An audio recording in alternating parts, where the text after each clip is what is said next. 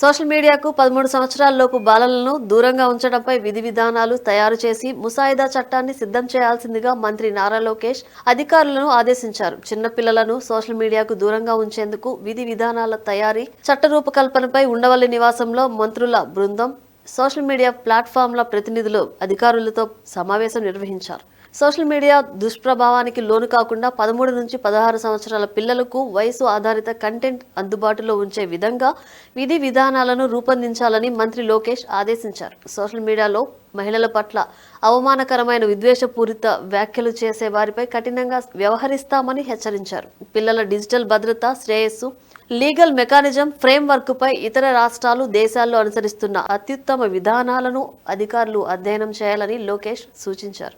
పిల్లలను సెన్సిటివ్ కంటెంట్కు దూరంగా ఉంచడంపై Australia, Singapore, Denmark వంటి దేశాల్లో అమలు చేస్తున్న విధానాలను అధ్యయనం చేయాలన్నారు. పిల్లలపై సోషల్ మీడియా ప్రభావంపై పెద్ద ఎత్తున అవగాహన కార్యక్రమాలు నిర్వహిస్తామని ప్రకటించారు.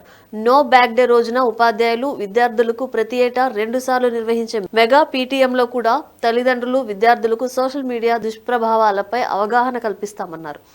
మహిళల భద్రతపై స్వయం సహాయ సంఘాల మహిళలకు కూడా అవగాహన కల్పిస్తామని లోకేష్ తెలిపారు.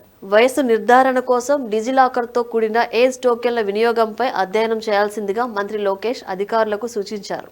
ప్రజాభిప్రాయం అనంతరం కేంద్ర ప్రభుత్వ చట్ట పరిధిలోని అంశాలపై నివేదికను అందజేస్తామని తెలిపారు. ఈ సందర్భంగా సున్నితమైన కంటెంట్ను చిన్నపిల్లలకు దూరంగా ఉంచడంపై విధి విధానాలు, ఫిర్యాదులపై తీసుకుంటున్న చర్యలను వివిధ సోషల్ మీడియా ప్లాట్ఫామ్ల ప్రతినిధుల మంత్రుల బృందానికి వివరించారు. ఆంధ్రప్రదేశ్ ప్రభుత్వం తీసుకుంటున్న చొరవకు తమ వంతు పూర్తి సహాయ సహకారాలు అందిస్తామని వారు తెలిపారు.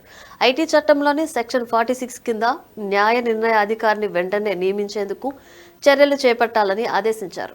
ఈ సమావేశంలో పలువురు మంత్రులతో పాటు ఉన్నతాధికారులు, సైబర్ క్రైమ్ అధికారులు, social media, digital corporation, మేటా, YouTube, X, share chat, జోష్ సంస్థల ప్రతినిధులు పాల్గొన్నారు.